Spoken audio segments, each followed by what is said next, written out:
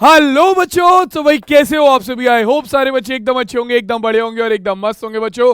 तो आप सबका बहुत बहुत स्वागत है बेटा फिजिक्स वाला के इस अमेजिंग प्लेटफॉर्म और पीडब्ल्यू हिंदी मीडियम के चैनल पर। तो भाई क्या हाल चाल है तुम लोगों के, सारे बालक एकदम बढ़िया। तो भैया देखो, तुम्हारा जो उदय बैच चल रहा था क्लास 9 के लिए, उसकी मैथमेटिक्स की जो अगली क्लास है यानी कि गणित की बहुपद की क्लास 9 का चैप्टर नंबर 2 जो है उसकी अगली क्लास लेकर मैं आ चुका हूं। जहां पर पहले की जो 2 क्लासेस हुई हैं वहां पर हमने बात करी थी कि भाई बहुपद क्या होता है, बहुपद के प्रकार क्या होते हैं, बहुपद का मान कैसे निकाला जाता है। और आज की जो क्लास होने वाली है उसमें हम बात करेंगे किस चीज के बारे में कि भैया देखो, जो ये बहुपद का मान है इससे बहुपद का शून्य कैसे संबंधित है। ठीक है, बहुपद के शून्य के बाद हम देखेंगे थोड़ा सा शेषफल प्रमेय के बारे में, जो कि एनसीईआरटी के सिलेबस से तो हटा दी गई है, यानी कि सीबीएसई में ने अपने सिलेबस से हटा दी है। जहां जहां पर एनसीईआरटी फॉलो होती है वो वहां वहां पर हट गया होगा, क्योंकि एनसीईआरटी से शेषफल प्रमेय को हटा दिया गया है। इसके बाद हमारे पास है गुणनखंड प्रमेय, जिसके बारे में हम बात करेंगे, जिसे इंग्लिश में बोलते हैं फैक्टर थ्योरम। तो ये कोशिश रहेगी कि आज की क्लास में तीनों टॉपिक कवर हो जाए, नहीं हुआ तो कोई एक आधा टॉपिक अगली क्लास में हम कवर कर लेंगे। ठीक है, तो सारे बालक तैयार हैं, एक्साइटेड हैं? अगर सब तैयार हैं, एक्साइटेड है, तो एक बार कमेंट सेक्शन में फायर इमोजी आ जाए जल्दी से सारे बालक, बिल्कुल बहुत तेजी से। तो चलो भाई, तो अभी हमने जो पिछली क्लास थी उसमें हमने क्या डिस्कस किया था भाई, उसमें हमने डिस्कस किया था बहुपद के प्रकार कौन कौन से हैं। ठीक है, हमारे जो अलग अलग तरह के बहुपद थे हमने उनके बारे में बात करी थी कि भाई हमारे पास द्विपद बहुपद है, एक पद बहुपद है, त्रिपद बहुपद है, जो कि पदों के आधार पर थे। घात के आधार पर हमारे पास द्विघात बहुपद, त्रिघात बहुपद और रैखिक बहुपद है। ठीक है, जो कि घात के आधार पर थे। ठीक है, इसके बाद हमने बहुपद के मान के बारे में बात करी थी कि भाई किसी बहुपद का मान कैसे निकाला जाता है। जब हम किसी बहुपद में चर के स्थान पर उस चर के किसी मान को रखते हैं और हल करते हैं तो हमारे पास बहुपद का मान निकल कर आता है। ठीक है, हमने देखा था कि भैया चर के अलग अलग मानों के लिए बहुपद के अलग अलग मान निकलते हैं। ठीक, तो यही चर्चा जब पिछली क्लास में हुई थी तो उसे ही हम आगे कंटिन्यू करेंगे। और आज की क्लास में हम बहुत अच्छे से समझेंगे कि बहुपद के शून्य क्या होते हैं, फिर शेषफल प्रमेय जो कि भैया एनसीईआरटी से हटा दिया गया है। ठीक है, तो जिन बच्चों के सिलेबस में है वो देख लेना, जिनके में नहीं है वो अवॉइड कर सकते हैं। ठीक है, ज्यादा लंबा नहीं खींचेंगे, इसे जल्दी खत्म कर देंगे। ठीक, और उसके बाद हमारे पास क्या है, गुणनखंड प्रमेय। ठीक है, ये इंपॉर्टेंट है, ये इंपॉर्टेंट है, इसके बारे में और अच्छे से बात होगी जब हम ज्यादा से ज्यादा क्वेश्चंस को देखेंगे। ठीक है, बिना किसी देरी के आगे चलते हैं, शुरुआत करते हैं। ज्यादा टाइम नहीं लेंगे क्योंकि ज्यादा टाइम लिया तो फिर क्लास लंबी हो जाएगी और मैं नहीं चाहता कि क्लास लंबी हो। तो तुम लोग क्या कर सकते हो, देखो जिन लोगों को फास्ट पेस्ड पढ़ना है, जिन लोगों को थोड़ा तेज पढ़ना है, क्योंकि मैं एक एक चीज बिल्कुल बेसिक से समझाकर चलूंगा, तो जिन लोगों को थोड़ा तेज पढ़ना है वो इस क्लास को 1.5x की स्पीड पर देख सकते हैं, ताकि तुम जल्दी क्लास को कंप्लीट कर सको, तो उसमें भी कोई दिक्कत नहीं है। ठीक है, चलो भाई, तो अब शुरुआत करते हैं सीधा एक बेसिक से क्वेश्चन से, जो कि तुम्हारे पिछली क्लास का रिवीजन करा देगा। कमेंट में मुझे आंसर बताओ कि निम्न में से कौन बहुपद नहीं है। ठीक है, निम्न में से कौन बहुपद नहीं है। तो बहुपद के बारे में हमने क्या बात करी थी कि भैया ऐसे बीजीय व्यंजक यानी कि चर और अचर पद के गुणनफल, भागफल, योगफल, शेषफल, इनमें से कुछ ऐसे पद जिनमें चर की घात हमेशा क्या हो, पूर्ण संख्या हो, वो हमारे बहुपद होते हैं। अब यहां पर ऐसे जो भी बीजीय व्यंजक होंगे जिनमें चर की घात पूर्ण संख्या नहीं होगी, वो आपका बहुपद नहीं होगा और वही आपका करेक्ट आंसर होगा। बट यहां पर अगर मैं चेक करने जाता हूं तो मुझे पता चलता है कि भाई देखो, पहला जो ऑप्शन है यहां पर चर है x, यहां पर x की घात 2, यहां पर x की घात कुछ नहीं है, इसका मतलब x की घात 1 होगी। तो चर की घात दोनों जगह पर पूर्ण संख्या है। अगर चर की घात पूर्ण संख्या है इसका मतलब क्या है कि ये तो बहुपद है।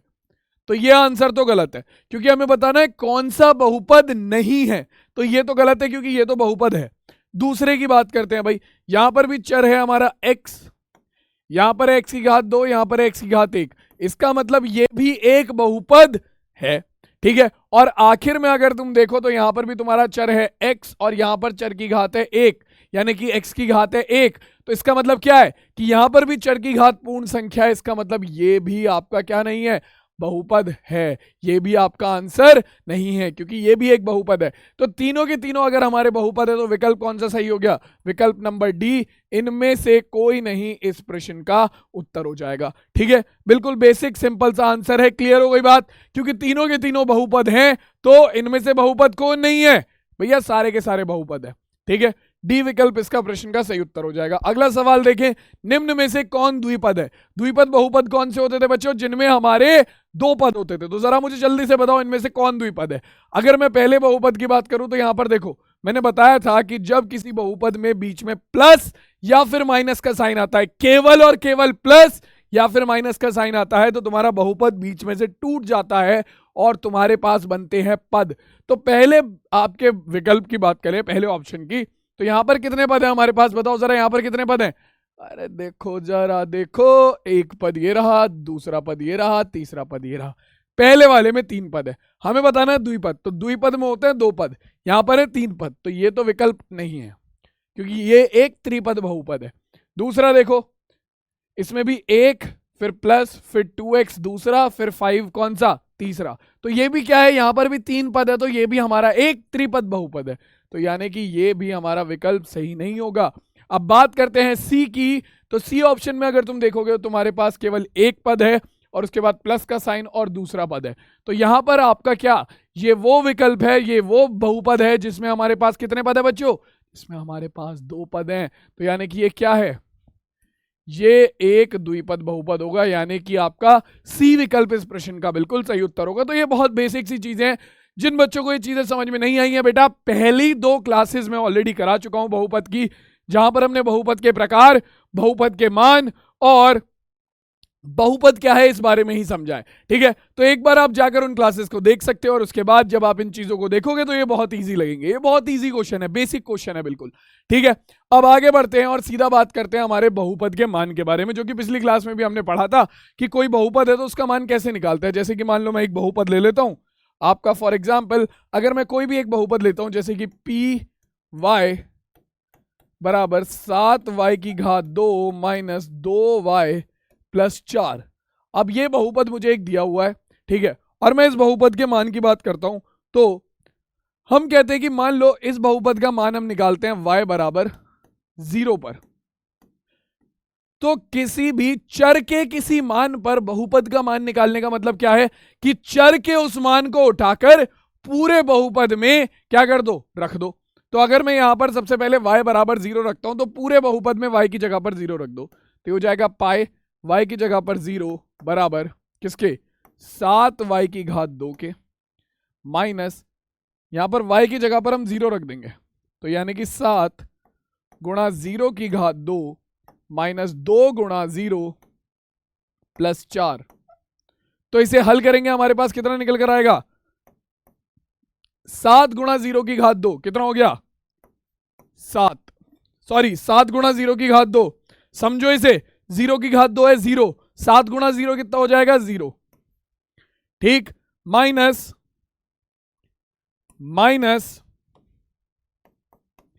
4 2 गुणा 0, 2 गुणा 0 कितना हो गया? 2 गुणा 0, 0 में किसी भी संख्या ही गुणा करो वो 0 ही होगा, तो 2 गुणा 0 भी 0 हो गया, प्लस 4। तो 0 माइनस 0 0 और 0 प्लस 4 कितना हो गया? P0 का मान निकल कर आ गया 4। यानी कि बच्चों आपका y बराबर 0 पर दिए गए बहुपद का मान क्या आ गया? y बराबर 0 पर आपके इस दिए गए बहुपद का मान कितना आ रहा है? 4 आ रहा है। ठीक है, सिंपल है। अब जरा देखते हैं क्या y का कोई और मान रखने पर, यानी कि y का कोई और मान रखने पर, चर का कोई और मान लेने पर बहुपद का मान बदलता है। हमें पहले से पता है ये बदलता है, जिस बच्चे ने पिछली क्लास देखी है उसे पता है कि ये चीज होती है कि मान बदलेगा। लेकिन हम ट्राई कर लेते हैं एक बार और कि भाई मान लो मैंने ले लिया y बराबर 1, तो y बराबर 1 पर अगर हम निकालेंगे तो पूरे बहुपद में y की जगह पर क्या रख देंगे? 1 रख देंगे। तो भाई देखो ये हो जाएगा P1 बराबर 7 गुणा 1 की घात 2 माइनस 2 गुणा 1 प्लस 4। तो अपने पास आ गया 1 की घात 2 कितना होगा? 1 की घात 2 1, 1 की घात कुछ भी संख्या हो वो 1 ही होता है हमेशा, तो 1 की घात 2 कितना हो गया? 1, 7 एकम 7,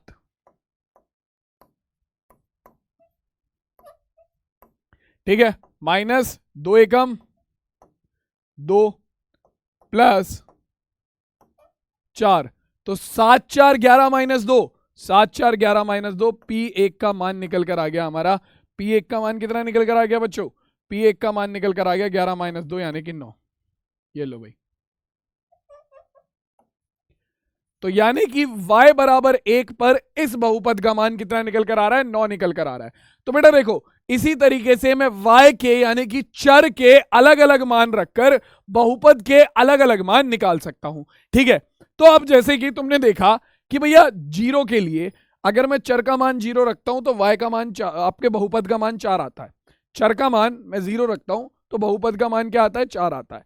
मैंने चर का मान 1 रखा तो बहुपद का मान 9 निकल कर आया। मैं चर का मान कुछ और रखूंगा तो बहुपद का मान कुछ और निकल कर आएगा। कोई ना कोई ऐसी एक संख्या होगी, कोई ना कोई ऐसी एक संख्या होगी जिसका मान अगर मैं जिसे चर के स्थान पर रखूं तो वो बहुपद के मान को 0 ले आए। कोई ना कोई ऐसी संख्या होगी, खुद सोच के देखो। आउट ऑफ द ब्लू तुम लोगों के दिमाग में ये चीज आनी चाहिए। सोचो जरा कि यार ठीक है, बहुपद है, बहुपद में मैं चर का मान रख रहा हूं। ठीक है, चर का मान मैं अलग अलग रख रहा हूं, चर की वैल्यू में अलग अलग रख रहा हूं, मेरे पास बहुपद के अलग अलग मान आ रहे हैं। ठीक है, मैंने y बराबर 0 रखा, बहुपद का मान 4 आ गया। मैंने y बराबर 1 रखा, बहुपद का मान 9 आ गया। तो ऐसे y का कोई ना कोई मान जरूर होगा, y का कोई ना कोई ऐसा मान भी होगा जिससे y का मान क्या बन जाए, आपका पूरे बहुपद का मान 0 बन जाए। जैसे y बराबर 0 रखने पर बहुपद का मान 4 आया, ठीक है, y बराबर 1 रखने पर बहुपद का मान 9 आया। तो ऐसे ही y का कोई सा ना कोई सी वैल्यू यानी कि कोई सा ना कोई सा मान जरूर होगा जिससे इस बहुपद का मान क्या बन जाए, 0 बन जाए। ठीक है, इस बहुपद का मान क्या बन जाए, 0 बन जाए। और बेटा y की वही वैल्यू जो कि इस बहुपद को 0 बनाएगी वो क्या होगी, वो बहुपद का शून्यक हो जाएगी। अगला टॉपिक क्या, बहुपद का शून्यक। क्या है भाई बहुपद का शून्यक? देखो, जो हमने बहुपद का मान पढ़ा, फॉर एग्जाम्पल मैं तुम्हें समझाता हूं। जैसे कि मान लो तुमने लिया ये px बराबर 2x की घात 2, 2x की घात 2 माइनस 8। ठीक है, ये एक बहुपद है, 2x की घात 2 माइनस 8। ठीक है, अब अगर मैं तुम्हें बोलता हूं यहां पर x बराबर 0 पर मान निकालो तो तुम आराम से निकाल दोगे। तो तुम यहां पर रखोगे p0 बराबर 2 गुणा 0 की घात 2 माइनस 8। तो 0 की घात 2 0 हो गया, 2 गुणा 0 0 हो गया। ठीक है, 0 माइनस 8 माइनस के 8 हो गया। तो p0 का मान आ गया माइनस के 8। ठीक है, p0 का मान आ गया माइनस के 8। अब अगर मैं तुमसे बोलूं कि इस बहुपद का मान किस पर निकालो, इस बहुपद का मान x बराबर 1 पर निकालो। ठीक है, तो ये कितना आएगा, ये आ जाएगा आपका p1 बराबर 2 गुणा 1 की घात 2 माइनस 8। तो हमारे पास आ गया p1 बराबर 1 की घात 2 मतलब 1 की घात कोई भी संख्या हो 1 ही आती है उसका मान। 1 की घात 2 मतलब 1 और 2 एकम 2, तो 2 माइनस 8। तो p1 का मान निकल कर आ गया हमारा माइनस के 6। ठीक है, अब बच्चों जैसा मैंने तुम्हें पिछले एग्जाम्पल में बोला था सेम वो चीज मैं यहां पर बोलता हूं कि भाई आपका x बराबर 0 रखने पर इस बहुपद का मान माइनस 8 आया। ठीक है, आपका x बराबर 1 रखने पर इस बहुपद का मान माइनस के 6 आया।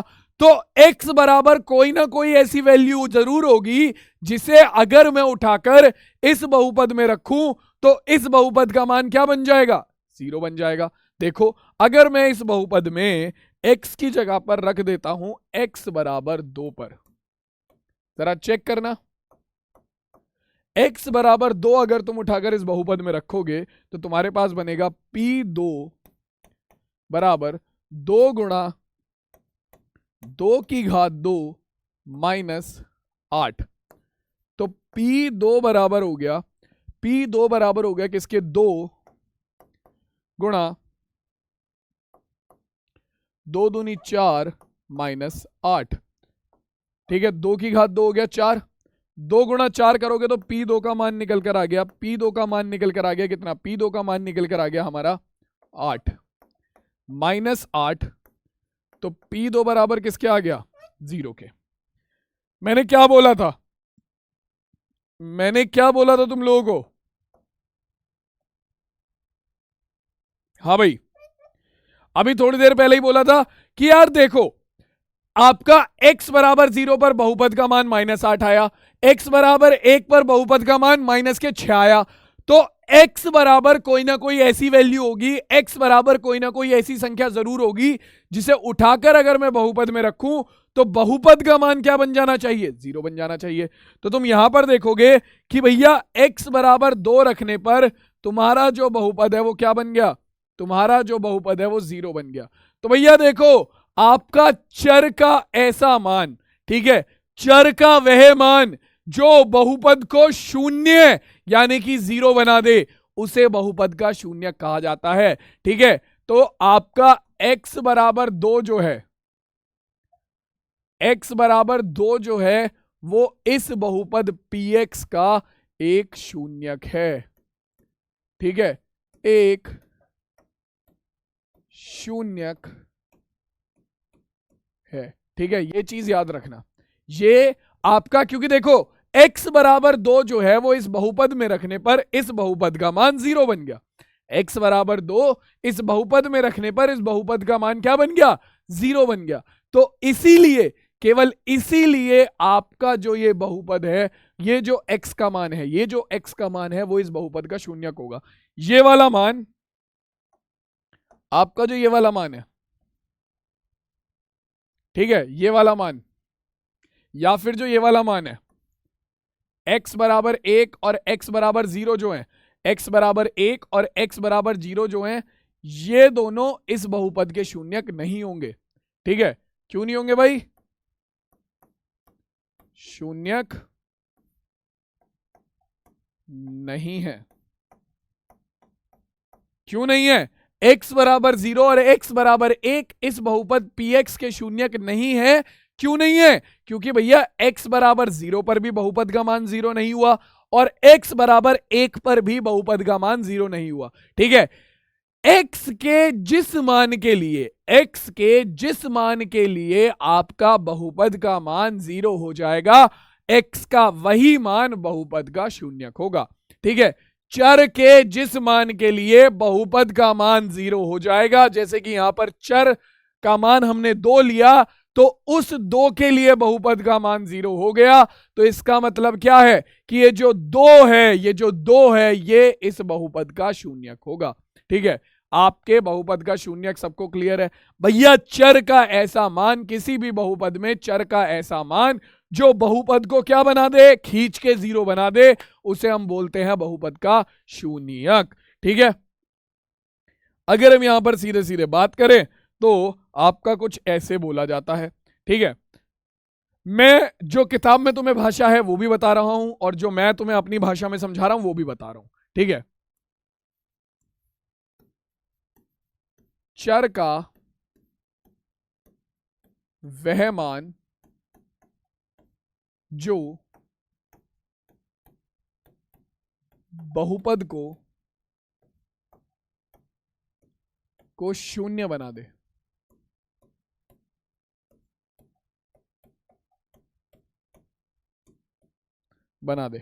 ठीक है, वो हमारा बहुपद का शून्यक है। या फिर हम बोले कि चर का वह मान जो कि जिसके लिए बहुपद का मान 0 आ जाए वो हमारा क्या है, वो बहुपद का शून्यक है। और किताबी भाषा में अगर हम बोले तो वहां पर कुछ ऐसा लिखा होगा कि x बराबर a, ठीक है, जहां a कोई वास्तविक संख्या है,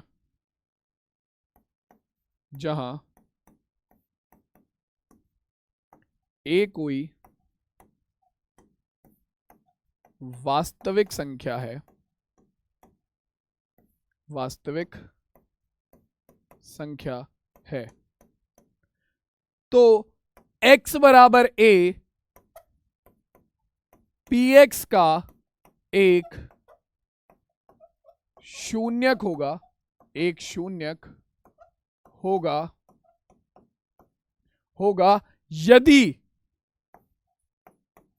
यदि आपका x बराबर a इस बहुपद में रखने पर, अगर इस बहुपद में x की जगह पर a रख दोगे तो ये क्या बन जाएगा, अगर px में x की जगह पर a रख दोगे तो ये क्या बन जाएगा, ये बन जाएगा pa। तो यदि आपका pa का जो मान है वो 0 हो, और ये है आपका क्या, किताबी भाषा, कि x बराबर a आपका किसी बहुपद का शून्यक होगा अगर आप उस x बराबर a को बहुपद में रखो और आपका बहुपद 0 बन जाए। मतलब जो मैंने ऊपर लिखा है वही नीचे लिखा है, बस थोड़ा सा किताबी भाषा में। ठीक है, तो अब मुझे ये बताओ, बहुपद का शून्यक सबको समझ में आ गया? बहुपद का शून्यक सबको समझ में आ गया? तो देखो, किसी भी बहुपद का शून्यक निकालने के लिए हमें क्या करना पड़ता है? बहुपद तो देखो, शून्य क्या, तो तुम हिट एंड ट्राई मेथड से निकाल लो। मतलब उस बहुपद में मान रखते रहो रखते रहो रखते रहो रखते रहो, तुम्हें कुछ ना कुछ तो मिल ही जाएगा कभी ना कभी तो। लेकिन ऐसा हर बार नहीं होता। बहुत सारे बहुपद ऐसे होते हैं जिनका शून्यक रूट में आता है, बहुत सारे बहुपद ऐसे होते हैं जिनका शून्यक, मतलब यार कोई भी वास्तविक संख्या हो सकती है ना, तो अब वास्तविक संख्या में तो सब कुछ आ गया ना, तुम्हारी परिमेय संख्या है, परिमेय संख्या, सब कुछ आ गया।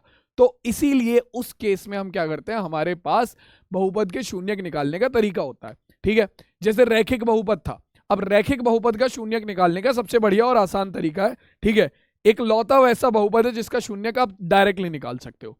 ठीक है, मैं यहां पर बता रहा हूं, तुम्हें ध्यान से समझ लो।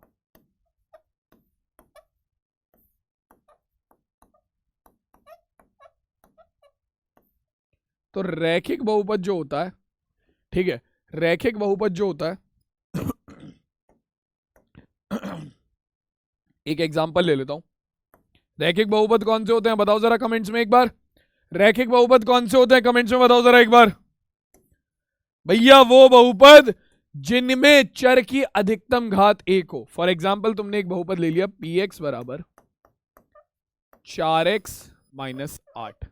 ठीक है, ये एक रैखिक बहुपद है। यहां पर बहुपद की घात क्या है, आपका चर की घात 1 है, तो ये आपका रैखिक बहुपद है। अब रैखिक बहुपद का शून्यक कैसे निकलता है, तो देखो, किसी भी बहुपद का शून्यक निकालने का सिंपल तरीका है कि आप उस बहुपद को उठाकर 0 के बराबर रख दो। ठीक है, और वहां से अपना चर का मान निकाल लो, तो वो जो चर का मान निकल कर आएगा वो बहुपद का शून्यक होता है। लेकिन द्विघात और त्रिघात बहुपद को आप डायरेक्ट उठाकर, आप डायरेक्ट द्विघात और त्रिघात बहुपद को उठाकर 0 के बराबर नहीं रख सकते हो। ठीक है, आप रैखिक बहुपद को डायरेक्ट 0 के बराबर रखकर वहां से चर का मान निकाल सकते हो। जैसे कि मैं इस रैखिक बहुपद को सीधा सीधा उठाकर 0 के बराबर रख दूंगा, तो हमारे पास आएगा कितना, 4x माइनस 8 बराबर 0। तो अपने पास आएगा कितना बच्चों, ये हो जाएगा हमारा 4x बराबर माइनस का 8 इधर जाकर प्लस हो जाएगा। ठीक है, मैं यहीं पर साइड में हल कर देता हूं। ठीक है, और x का मान कितना आ जाएगा, x का मान आ जाएगा 8 बटे में कितना, 4। 4 से भाग करेंगे, x का मान निकल कर आ गया कितना बच्चों, x का मान निकल कर आ गया 4 दूनी 8। ये रहा, x का मान आ गया 4 दूनी 8, यानी कि x का मान आ गया 2। ठीक है, तो x बराबर 2 तुम्हारे इस बहुपद का शून्यक होगा। तुम्हें चेक करना है तुम्हारा आंसर करेक्ट है या नहीं, तो कुछ मत करो, इस x बराबर 2 को उठाकर इस बहुपद में रखकर देख लो, रखकर देखो। x बराबर 2 अगर इस बहुपद में रखेंगे तो क्या होगा, 4 गुणा 2 यानी कि 4 दूनी 8, 8 माइनस 8 करेंगे तो कितना आ गया, 8 माइनस 8 कितना हो गया, 8 माइनस 8 हो गया 0। तो इसीलिए बच्चों आप रैखिक बहुपद का जो शून्यक है वो बड़े आराम से निकाल सकते हो। रैखिक बहुपद का शून्यक निकालना कोई बड़ी बात नहीं है। रैखिक बहुपद का शून्यक निकालोगे तो सीधा अपने बहुपद को उठाकर 0 के बराबर रखो और वहां से चर का मान निकाल लो, आपको रैखिक बहुपद का शून्यक मिल जाएगा। लेकिन द्विघात और त्रिघात बहुपद का शून्यक डायरेक्ट नहीं निकल सकता। ठीक है, द्विघात और त्रिघात बहुपद का शून्यक निकलेगा तो वैसे ही उसमें भी आपको बहुपद को 0 के बराबर रखना पड़ेगा। लेकिन सबसे पहले आपको द्विघात और त्रिघात बहुपद को रैखिक बहुपद के गुणनफल के रूप में तोड़ना पड़ेगा, जिन्हें हम बोलते हैं गुणनखंड। ठीक है, इनके बारे में हम समझेंगे अभी आगे। ठीक है, आज की क्लास में हम द्विघात और त्रिघात बहुपद के शून्यक निकालना नहीं सीखेंगे, ये हम अगली क्लास में सीखेंगे। ठीक है, तो अब देखो, रैखिक बहुपद सबको क्लियर हो गया कि रैखिक बहुपद का शून्यक कैसे निकलता है। शून्यक सबको क्लियर हो गया, बहुपद का क्या होता है। बहुपद का शून्यक क्या है भैया, चर का वो मान जो कि बहुपद को 0 बना दे। अगर चर के उस मान को या बहुपद के शून्यक को बहुपद में रखा जाए तो क्या होगा, अगर बहुपद के शून्यक को बहुपद में रखा गया तो क्या होगा, अगर बहुपद के शून्यक को बहुपद में चर के स्थान पर रखा गया तो क्या होगा, क्या होगा, आपका जो बहुपद है वो क्या बन जाएगा, वो 0 बन जाएगा, यानी कि बहुपद बराबर हो जाएगा 0 के। तो इस चीज को याद रखना और सीधा अब बहुपद के शून्यक पर बेसिक से क्वेश्चन देख लेते हैं ताकि हमारा कॉन्सेप्ट जो है वो और अच्छे से क्लियर हो जाए। तो भाई देखो, सबसे पहले हमसे कहता है कि जांच कीजिए कि -2 और 2 x बराबर 2 के शून्यक है या नहीं। तो हम क्या करेंगे भैया, हमें बहुपद दे रखा है, मान लो इस बहुपद को एक नाम दे देते हैं, x बराबर 2 को माना px बराबर है x प्लस 2 के। अब हमसे कह रहा है कि -2 और 2 इस बहुपद के शून्यक है या नहीं, ये चेक करो। तो चेक करने का तरीका क्या है कि अगर चर के स्थान पर 2 रखने पर, अगर चर के स्थान पर -2 रखने पर तुम्हारा बहुपद 0 बन गया तो यानी कि बहुपद का शून्यक है -2। अगर चर के स्थान पर -2 रखने पर बहुपद 0 नहीं बना तो यानी कि बहुपद का शून्यक नहीं है क्या, तुम्हारा -2। तो चेक कर लेते हैं। सबसे पहले x बराबर -2 पर, x बराबर -2 पर क्या आएगा भाई, x बराबर -2 रखेंगे तो ये हो जाएगा p माइनस के 2 बराबर x की जगह पर रखेंगे -2 प्लस 2, तो -2 प्लस 2 कितना हो गया हमारा, -2 प्लस 2 हो गया हमारा 0। तो यानी कि x बराबर -2 पर तुम्हारा बहुपद क्या बन रहा है, x बराबर -2 पर तुम्हारा बहुपद 0 बन रहा है। तो अगर x बराबर -2 पर बहुपद 0 बन रहा है, इसका मतलब क्या है कि भैया -2 बहुपद का शून्यक है, -2 x प्लस 2 का शून्यक है। ठीक है, आधा आंसर तो ये आ गया। अभी 2 को भी तो चेक करना है, -2 को चेक कर लिया, 2 को भी चेक करो। तो भाई देखो 2 को चेक करने के लिए क्या करेंगे, आपका x बराबर 2 रख देंगे। तो x बराबर 2 पर चेक करो भाई, x बराबर 2 पर भी क्या बहुपद 0 बन रहा है, तो ये हो जाएगा p x की जगह पर रख दिया 2 बराबर x प्लस 2 यानी कि 2 प्लस 2। तो हमारे पास आ गया p 2 बराबर किसके, 4 के, और 4 तो 0 के बराबर नहीं होता, 4 तो 0 के बराबर नहीं होता। तो इसका मतलब सिंपल है कि भैया आपका क्या, कि भैया 2 जो है 2 x प्लस 2 का शून्यक नहीं है। और यह हमारे क्वेश्चन का फाइनल आंसर हो गया। तो भैया देखो, चर का वो मान जो कि बहुपद को 0 बना देगा वही बहुपद का शून्यक होगा, बाकी के नहीं। ठीक है, बाकी के नहीं। ठीक, क्लियर हो गई, बहुपद का शून्यक और अच्छे से क्लियर हो गया। और क्वेश्चन देखते हैं 1-2 ताकि और अच्छे से क्लियर हो जाए। क्या कह रहा है कि भैया बहुपद px बराबर 2x प्लस 1 का शून्यक ज्ञात करो। रैखिक बहुपद है, चर की अधिकतम घात 1 है, रैखिक बहुपद है। रैखिक बहुपद का शून्यक कैसे निकालते हैं भैया, सीधा सीधा उस बहुपद को उठाकर 0 के बराबर कर दो। तो px बराबर 2x प्लस 1। ठीक है, तो हम क्या करेंगे, सबसे पहले अपना px को 0 के बराबर कर देंगे, px बराबर 0। ठीक है, px का मान कितना है भाई हमारा, px का मान है हमारा 2x प्लस 1 बराबर 0 के। ठीक है, प्लस का 1 दूसरी तरफ जाएगा, माइनस का 1 हो जाएगा। ठीक है, तो अपने पास आ गया 2x बराबर 0 माइनस 1 कितना, माइनस के 1। ये जो 2 इधर गुणा में है ये भाग में चला जाएगा, तो x बराबर आ गया माइनस के 1/2। ये लो भाई, ये तुम्हारे बहुपद का शून्यक हो गया। तुम्हें चेक करना है तुम्हारा आंसर करेक्ट है नहीं है, तो क्या करो, इसे जो ये बहुपद का शून्यक, देखो आंसर तो यहीं आ गया है, आंसर यहीं आ गया है, तुम्हें इससे ज्यादा करने की जरूरत नहीं है। मैं केवल तुम्हें समझाने के लिए कि तुम्हें चेक करना हो तो कैसे करेंगे तुम्हारा आंसर।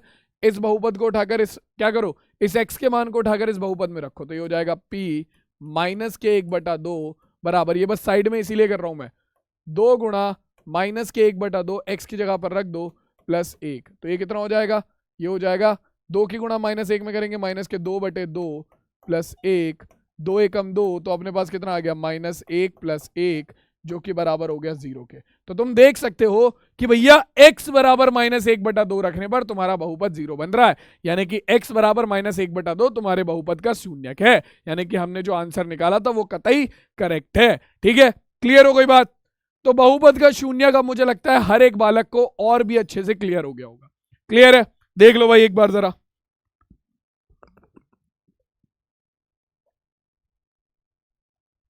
क्लियर है, जल्दी से बताओ बच्चों। बहुत बढ़िया,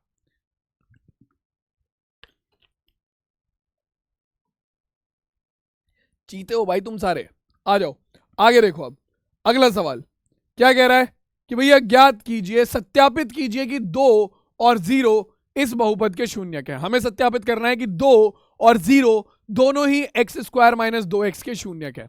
तो भैया देखो, सबसे पहले अगर हम बात करते हैं हमारा px बराबर किसके, एक्स स्क्वायर माइनस 2x के, px बराबर एक्स स्क्वायर माइनस 2x के, तो हमारे पास क्या आएगा, ये हो जाएगा 2। सबसे पहले x बराबर 2 रखेंगे, सबसे पहले x बराबर 2 पर देखेंगे कि शून्यक है या नहीं। तो हमारे पास बनेगा कितना, p2 बराबर 2 का स्क्वायर माइनस 2 गुणा x की जगह पर 2। ठीक है, हल करो, आंसर निकालो। तो p2 का मान निकल कर आएगा हमारा 2 का स्क्वायर हो गया 4 माइनस 2 दूनी 4, तो 4 माइनस 4 कितना आ गया, 4 माइनस 4 आ गया हमारा 0। यानी कि भैया x बराबर 2 पर बहुपद का मान 0 आ रहा है।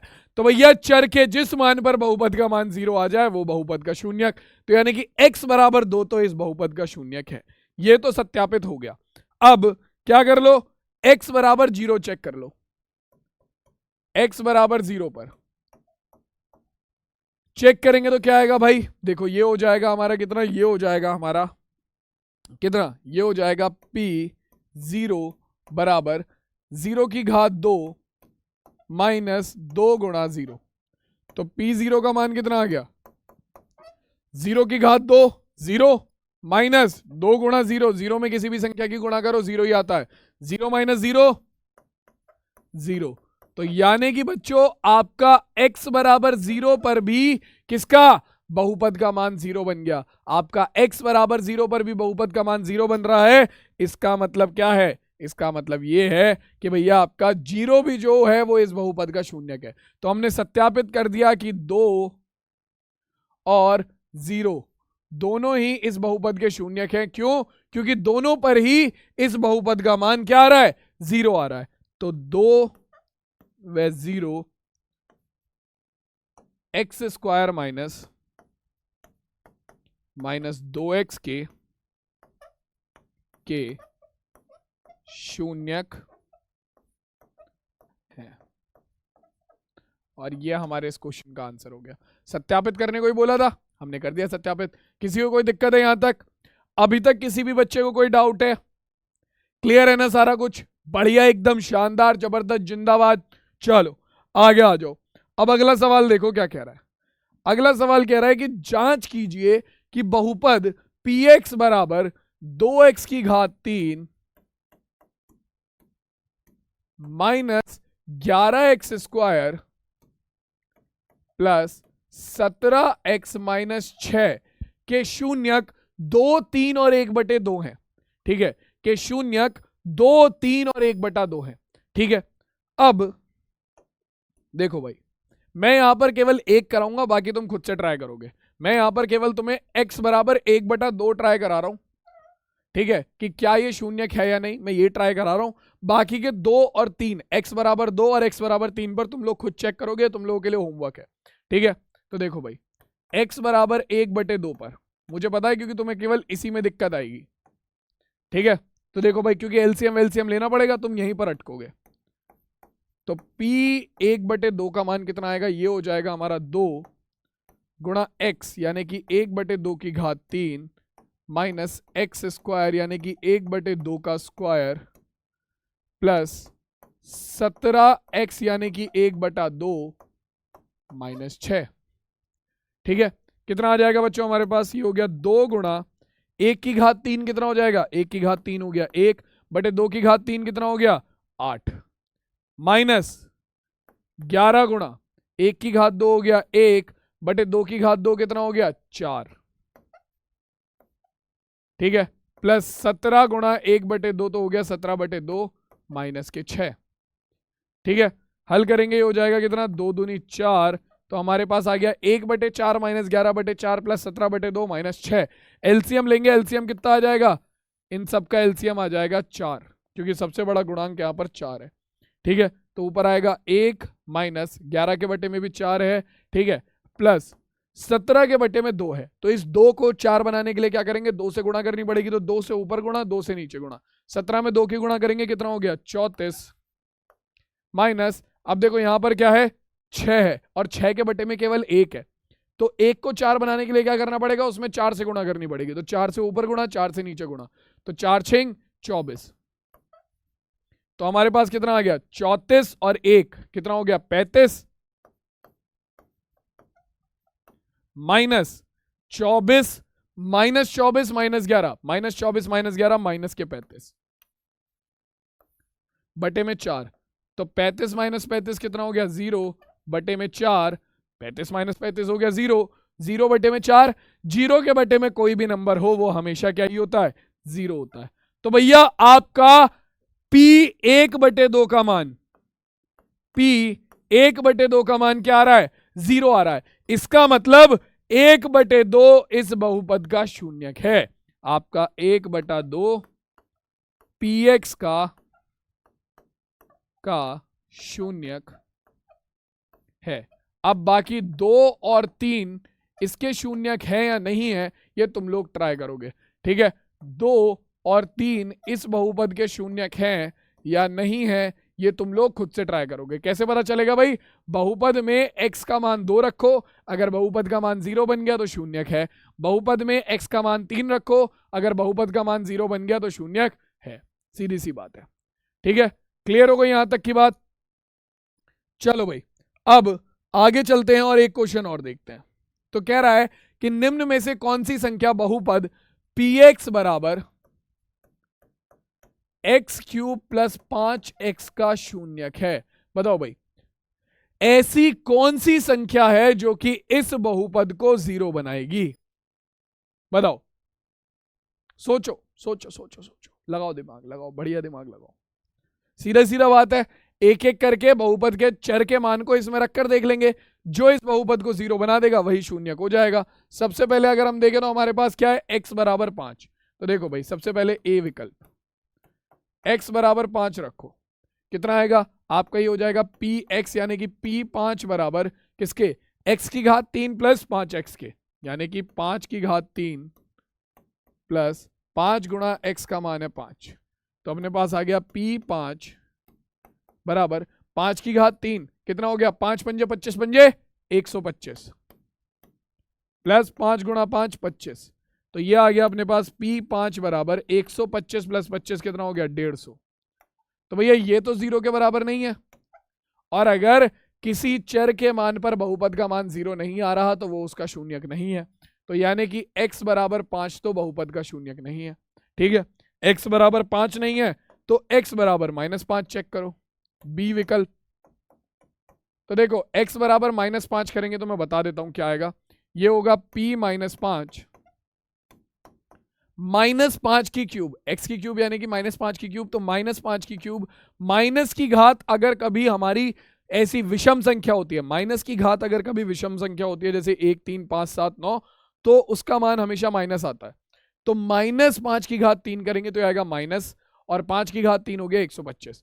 तो -5 की घात 3 यानी कि ये हो जाएगा माइनस के 125 और आपका +5 गुणा -5 कितना होगा +5 गुणा -5 कितना होगा +5 गुणा x है तो +5 गुणा -5 कितना होगा -25। तो हमारे पास ये बराबर आ रहा है किसके ये बराबर आ रहा है -150 के। ये भी 0 के बराबर नहीं है। ठीक है तो यानी कि हमारा बी विकल्प भी बहुपद का शून्यक नहीं है। ठीक है सी विकल्प पर आ जाते हैं। सी विकल्प और देख लेते हैं यही एक बचा है। तो हमारे पास क्या आ जाएगा सी में है क्या x बराबर 2। x बराबर 2 रखेंगे तो ये कितना होगा ये होगा p2 बराबर 2 की घात 3 प्लस 5 गुणा 2। तो अपने पास कितना आ गया ये आ गया 2 की घात 3 8 प्लस 5 दूनी 10। तो ये बराबर आ गया 18 के और ये भी 0 के बराबर नहीं है। यानी कि बच्चों यहां पर सी भी आपका बहुपद का शून्यक नहीं है। इनमें से किसी भी मान पर इनमें से चर के किसी भी मान पर बहुपद का मान 0 नहीं बन रहा है। तो अगर बहुपद का मान 0 नहीं बन रहा है तो क्या होगा इनमें से कोई नहीं इस प्रश्न का सही उत्तर होगा। यानी कि डी विकल्प इस प्रश्न का बिल्कुल सही उत्तर होगा क्योंकि इन तीनों में से कोई सा भी इस बहुपद का शून्यक नहीं है। ठीक है क्लियर हो गई बात बच्चों। बहुपद के शून्यक वाला टॉपिक जो है वो क्लियर हो गया। क्लियर है सबको अच्छे समझ में आ गया। एक और चीज है मान लो आपको कभी दिया जाए देखो भाई आपको कभी दिया जाए एक बहुपद का टॉपिक, बहुपद के शून्यक का टॉपिक एक टाइप का क्वेश्चन और बनाता है बच्चों ये। मैं पहले वो क्वेश्चन कराता हूं, उसके बाद हम आगे वाले टॉपिक पे चलेंगे। ठीक है, क्वेश्चन क्या है देखो भाई, अगर हम बात करें तो देखो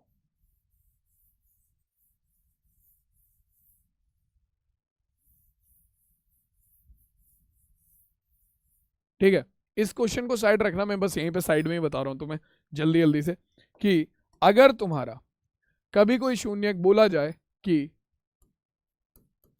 px बराबर 4x की घात 2 माइनस 2k x प्लस 5, ठीक है, का शून्यक, ये जस्ट मैं एक एग्जांपल लेने के लिए बोल रहा हूं, का शून्यक कितना है आपका 1 है, जस्ट एग्जांपल के लिए बोल रहा हूं कि इसका शून्यक 1 है, तब k का मान होगा, k का मान होगा। तो देखो, अगर तुम्हें कभी भी ऐसा सवाल दिया जाता है, ठीक है, जिसमें बहुपद दे दिया, उसमें तुम्हें एक अज्ञात पद k दे दिया चर के अलावा, ठीक है, और तुम्हें बहुपद का शून्यक दे दिया जाए और तुमसे बोले कि बताओ यहां पर इस अज्ञात पद यानी कि k का क्या मान है, ठीक है, कई बार हो सकता है ये a आए, कई बार हो सकता है ये y आए, कई बार हो सकता है ये z आए, कई बार हो सकता है ये b आए, ठीक है, मैंने k एज अ एग्जांपल लिया है, ठीक।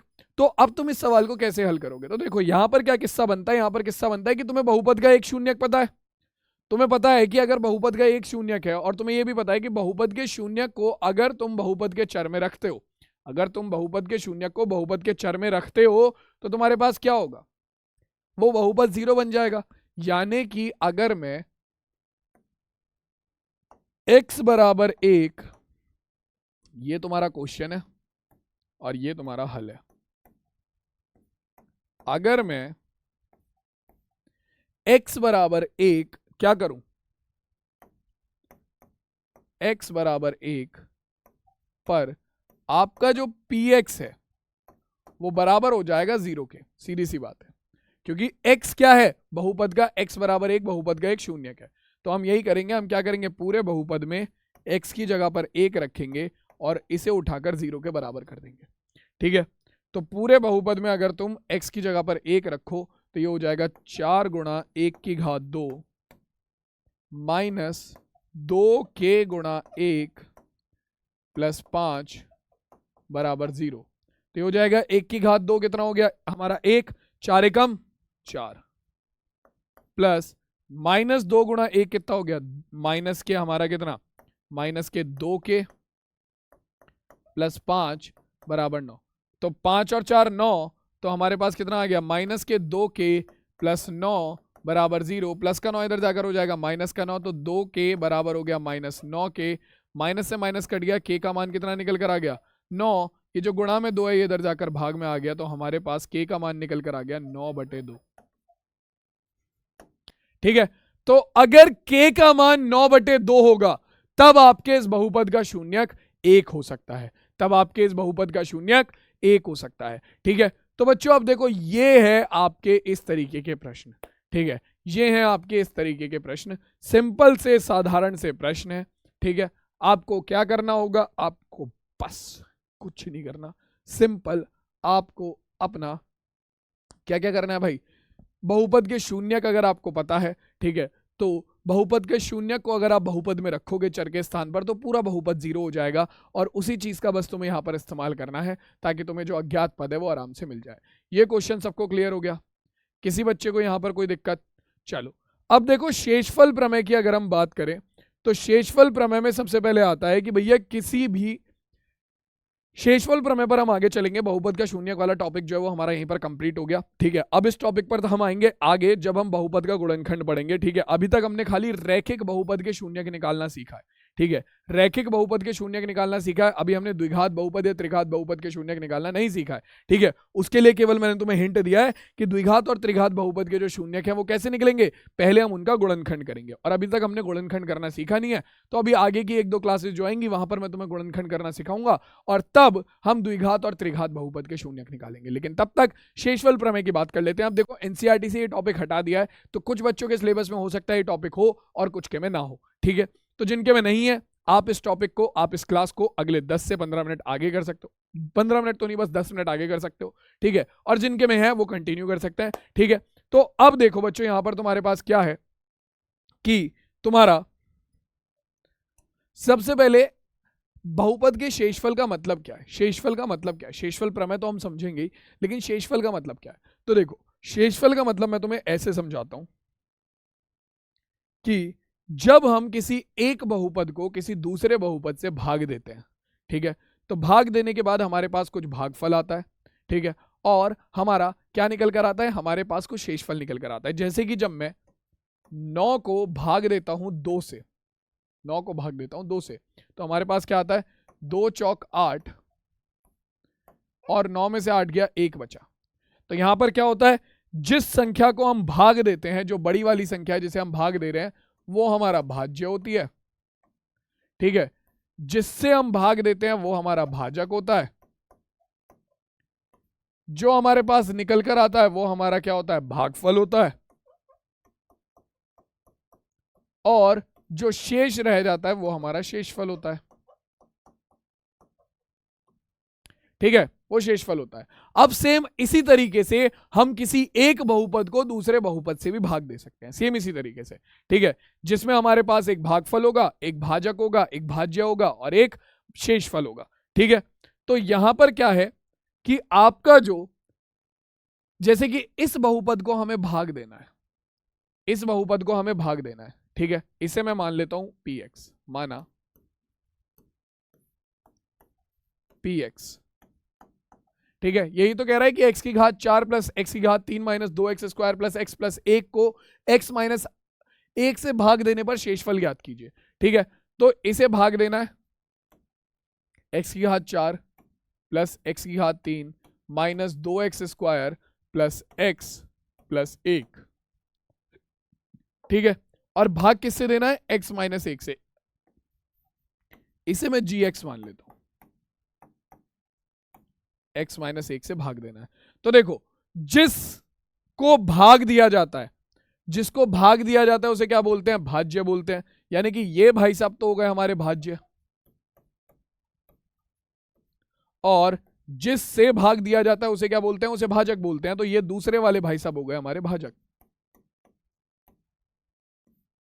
ठीक है, दूसरे वाले भाई साहब हो गए हमारे भाजक। ठीक, आपको देखो, भाज्य को भाजक से भाग करना है, सेम यही तरीका होता है।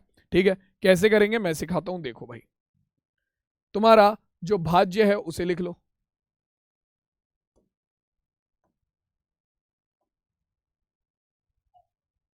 भाज्य है तुम्हारा x की घात 4 प्लस x की घात 3 minus 2x square plus x plus 1 minus 2x square plus x plus 1। और तुम्हें भाग किससे देना है, तुम्हें भाग देना है x माइनस 1 से। तो सेम वही काम है जो पहले करते थे हम, जो बचपन में करते थे, वही यहां पर भी करना है कि जिसे भाग देना है उसे अंदर लिखा, जिससे भाग देना है उसे बाहर लिखा। ठीक है, अब भाग देने का तरीका क्या होता है, देखो यहां पर 2 तरीके हैं। आपको क्या करने पड़ते हैं, आपको यहां पर भागफल के जो पद हैं, जो भागफल यहां पर निकल कर आएगा ना, जो फाइनल आंसर निकल कर आएगा, उसे आपको गेस करना पड़ता है। भागफल के जो पद हैं उस बहुपद के, जो कि भाग करने पर निकल कर आएगा, उसे आपको गेस करना पड़ता है। ठीक है, यानी कि आपको अंदाजा लगाना पड़ता है। कैसे, 2 तरीके हैं, या तो आप अंदाजा लगाओ, या तो आप अंदाजा लगाओ, या फिर आप जो भाज्य है, यानी कि जिसे भाग कर रहे हो, उसकी सबसे बड़ी घात वाले पद को, ये आपके स्टेप्स होते हैं। ठीक है, भाज्य की सबसे बड़ी घात वाले पद को, जैसे कि यहां पर भाज्य में सबसे बड़ी घात वाला पद है x की घात 4, इसे भाजक की सबसे बड़ी घात वाले पद से, यानी कि जिससे भाग कर रहे हो उसकी सबसे बड़ी घात वाले पद से, जैसे कि यहां पर सबसे बड़ी घात वाला पद है हमारा x, इससे भाग कर दो, तो हमारे पास आ गया x की घात 3। यानी कि तुम्हारा जो भागफल का पहला पद होगा वो x की घात 3 होगा। ठीक है, या तो एक तरीका ये है, या दूसरा तरीका है कि तुम क्या करो, तुम दिमाग में अंदाजा लगाओ कि यार ऐसी कौन सी चीज की गुणा में x में करूं, ऐसी कौन सी चीज की गुणा में x में करूं कि मेरे पास x की घात 4 आ जाए। तो वो भी क्या है, वो भी x की घात 3 है। तो भैया देखो x की घात 3 की गुणा जब हम करेंगे x में, x की घात 3 की गुणा जब हम करेंगे x में तो ये आएगा x की घात 4, और x की घात 3 की गुणा जब मैं करूंगा -1 में तो ये आएगा -x की घात 3। अब देखो भाग करते वक्त क्या होता है, जो भाग करने पर आपका जो गुणा करने पर पहले पद आए होते हैं इनके चिन्ह बदल जाते हैं। क्या होता है, इनके चिन्ह बदल जाते हैं।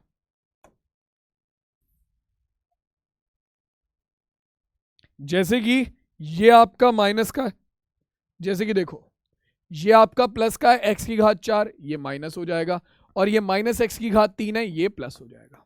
ठीक है, चिन्ह बदलने पड़ेंगे आपको हर बार चिन्ह बदलने पड़ेंगे। जो प्लस है वो माइनस, जो माइनस है वो प्लस। तो देखो x की घात 4 माइनस के x की घात 4 0 हो गया, x की घात 4 माइनस के x की घात 4 0 हो गया, ये तो खत्म। x की घात 3, पहले ये माइनस के x की घात 3 था, लेकिन हमने क्या करा, इसके चिन्ह बदल दिया, तो अब ये प्लस का x की घात 3 है। तो x की घात 3 प्लस x की घात 3 कितना हो गया, 2x की घात 3। ठीक है, बाकी सबको ऐसे ही उतार लो, -2x² प्लस x प्लस 1। तो सर क्या अब ये भागफल पूरा हो गया, क्या हमारा भाग पूरा हो गया? नहीं, भाग कब पूरा होता है, जब आपके शेषफल, जो ये शेषफल निकल कर आ रहा है, जब आपके शेषफल की डिग्री क्या हो, आपके भाजक की डिग्री से कम हो जाए। डिग्री बोल गया मैं गलती से, मैं समझा देता हूं, डिग्री कहते हैं इंग्लिश में, ठीक है, हिंदी में बोलते हैं घात।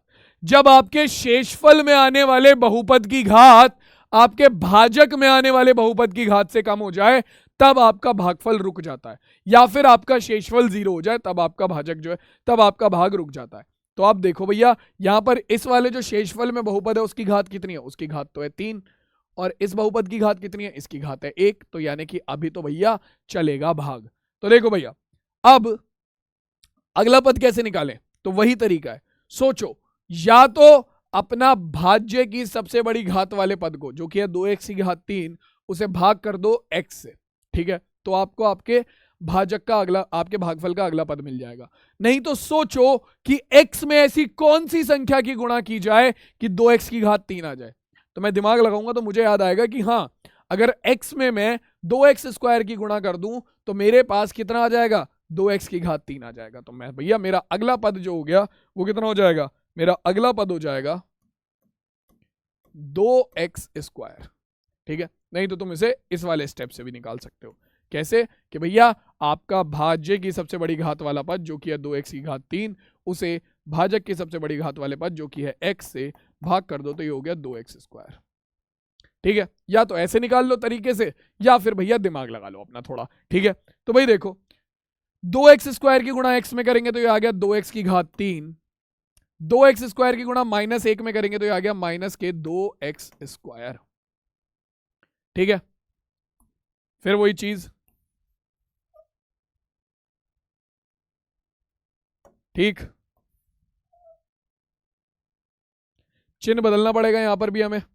ठीक है, चिन्ह यहां पर भी बदले जाएंगे। ठीक, ये प्लस का है माइनस हो जाएगा, ये माइनस का है प्लस हो जाएगा। तो देखो भाई अब हमारे पास क्या आ गया, हमारे पास प्लस के 2x की घात 3 से माइनस के 2x की घात 3 कट गया, -2x² और +2x², -2x² प्लस 2x² भी हमारा कट गया। हमारे पास क्या बचा, हमारे पास बचा x प्लस 1, x प्लस 1, यही तो बचा, x प्लस 1 उतार लो। अभी क्या आपका शेषफल 0 हो गया? नहीं। क्या आपके शेषफल की घात भाजक की घात से कम हो गई? शेषफल की घात है 1, भाजक की घात है 1, तो अभी कम नहीं हुई है, तो अभी कार्यक्रम चलेगा। जब तक घात कम नहीं हो जाती तब तक कार्यक्रम चलता रहेगा। ठीक है, तो भैया तुम्हारे भाजक का जो तुम्हारा भागफल है उसका अगला पद क्या होगा, भागफल का अगला पद क्या होगा? सिंपल वही काम जो अभी तक किया है, या तो भाजक के सबसे बड़ी घात वाले पद को अपना या तो आपके भाज्य की सबसे बड़ी घात वाले पद को भाजक की सबसे बड़ी घात वाले पद से भाग कर दो, या फिर सोच लो कि x में कौन सी संख्या से गुणा की जाए कि मेरे पास x आ जाए। तो x में अगर तुम 1 से गुणा कर दोगे तो तुम्हारे पास x आ जाएगा। ठीक है, नहीं तो ऐसे भी निकाल के दिखा देता हूं, तुम्हारा भागफल की भाज्य की सबसे बड़ी घात को भाजक की सबसे बड़ी घात वाले पद से भाग करोगे तो भी एक ही आएगा। ठीक है, तो या तो इस तरीके से निकाल लो या ऐसे दिमाग से निकाल लो। एक की गुणा एक्स में करोगे तो ये कितना आ गया एक्स, एक की गुणा -1 में करेंगे तो ये आ गया -1। ठीक है, फिर वही काम होगा जो अभी तक होता आया है, क्या, चिन्ह बदल दो, ये प्लस है माइनस, ये माइनस है प्लस, प्लस एक्स से माइनस एक्स कट गया। ठीक है, प्लस एक्स से माइनस एक्स कट गया, और 1 + 1, 1 + 1 कितना हो गया 2। ठीक है, अब तुम्हारा शेषफल की घात कितनी है, शेषफल है तुम्हारा 2। 2 क्या है, एक आपका अचर बहुपद, अचर बहुपद की घात होती है 0, तो यहां पर बहुपद की घात 0 हो गई है, और भाजक की घात कितनी है 1। तो अब तुम देख सकते हो तुम्हारे शेषफल की घात है 0 और भाजक की घात है 1, यानी कि शेषफल की घात भाजक की घात से कम हो गई, तो तुम्हारे भाग का प्रोसेस यहीं पर रुक जाएगा। ठीक है, भाग का प्रोसेस यहीं पर रुक गया, तो अब हमारे पास क्या चीज क्या है, तो ये जो भाई साहब निकल कर आए हैं इधर,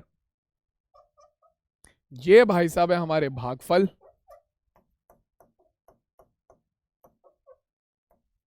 ठीक है, ये भाई साहब है हमारे भागफल, और ये भाई साहब जो बचे हैं हमारे, ये हैं शेषफल।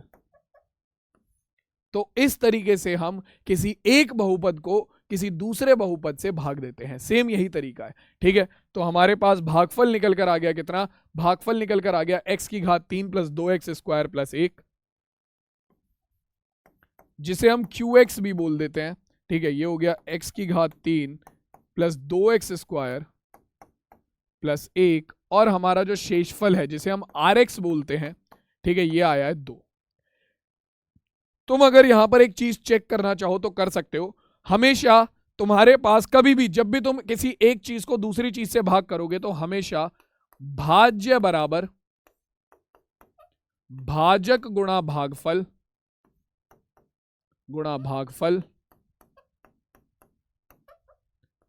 प्लस शेषफल आता है, याद रखना इस चीज को हमेशा। तो तुम यहां पर भी अगर तुम चाहो तो चेक कर सकते हो, भाज्य क्या था तुम्हारा px जिसे भाग दिया गया, भाजक क्या था तुम्हारा gx जिससे भाग दिया गया, भागफल है तुम्हारा qx जो कि तुमने निकाला, और शेषफल है तुम्हारा rx जो कि बच गया। ठीक है, तो तुम चेक कर सकते हो, तुम चाहो तो चेक करना चाहो तो कर सकते हो, px का, gx का, qx का और rx का मान रखकर देखो, तुम्हारा gx गुणा qx + rx, यानी कि इसकी गुणा इसमें करोगे और फिर इसे अगर इसमें जोड़ दोगे ना तो तुम्हारे पास px निकल कर आ जाएगा। ठीक है, ये चीज करना चाहो तो कर लो, ये 10th का कॉन्सेप्ट है, बोनस कॉन्सेप्ट समझ के रख लो अपने पास। लेकिन अब अगर मैं तुम्हें बोलूं कि इस क्वेश्चन में शेषफल ज्ञात करने के लिए, इसने शेषफल निकालने को बोला था, शेषफल हमारा आ रहा है 2, शेषफल हमारा आ रहा है 2। ठीक है, लेकिन अगर मैं तुम्हें बोलूं कि इस क्वेश्चन में शेषफल ज्ञात करने के लिए तुम्हें इतना बड़ा काम करने की जरूरत थी नहीं। देखो, हमें एक बहुपद को दूसरे बहुपद से भाग करना तो सीखना ही था, वो मैंने तुम्हें सिखा दिया। लेकिन अगर मैं बोलूं कि भैया देखो, तुम्हें एक बहुपद को दूसरे बहुपद से भाग करने पर जो शेषफल निकल कर आता है, अगर वो निकालने के लिए जरूरत ही ना पड़े किसकी, इस पूरे मेथड की, तो क्या कहोगे? तुम कहोगे तो चांदी हो जाएगी सर।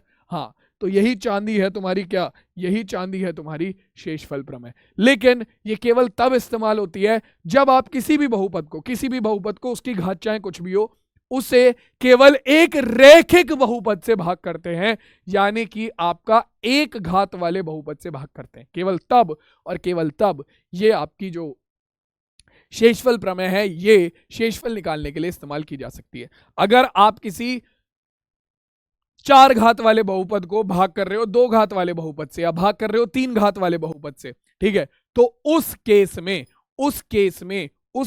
में बिल्कुल नहीं तुम्हारी शेषफल प्रमेय इस्तेमाल नहीं होगी। ठीक है, केवल और केवल जब आप किसी भी घात के बहुपद को, चाहे 1 घात, 2 घात, 3 घात, 4 घात, 5 घात, 6 घात, 7 घात वाले बहुपद को अगर भाग कर रहे हो किससे, एक रैखिक बहुपद से, यानी कि जिसकी घात 1 हो, ठीक है, ऐसे बहुपद से अगर भाग कर रहे हो, तभी और केवल तभी आप क्या कर सकते हो, शेषफल प्रमेय लगा सकते हो।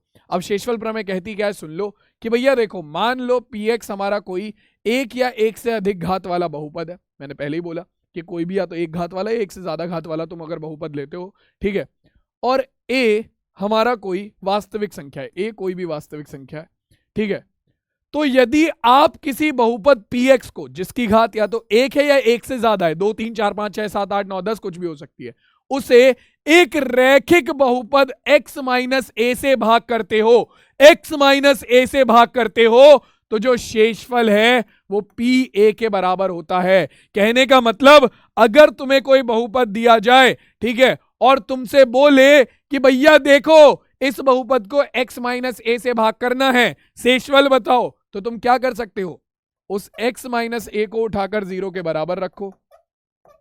यहां से x की जो भी वैल्यू आएगी, जैसे कि यहां पर x की वैल्यू आई a, ठीक है, इस रैखिक बहुपद से x की जो भी वैल्यू आएगी, यानी कि चर का जो भी मान आएगा, उसे उठाकर अपने बहुपद के अंदर रख दो, उसे उठाकर अपने बहुपद के अंदर रख दो, तो तुम्हारे पास क्या निकल कर आएगा, pa निकल कर आएगा, pa, और वही pa तुम्हारा क्या होगा, वही pa तुम्हारा क्या होगा, वही pa तुम्हारा शेषफल होगा। जैसे कि फॉर एग्जाम्पल मैं तुम्हें यही क्वेश्चन समझा देता हूं कि यहां पर तुम्हें इस बहुपद px को x की घात 4 प्लस x की घात 3 minus 2x square plus x plus 1 को किससे भाग करना था, x माइनस 1 से भाग करना था। तो मैंने क्या कहा कि अपने रैखिक बहुपद जिससे आप भाग कर रहे हो उसे उठाकर 0 के बराबर रखो।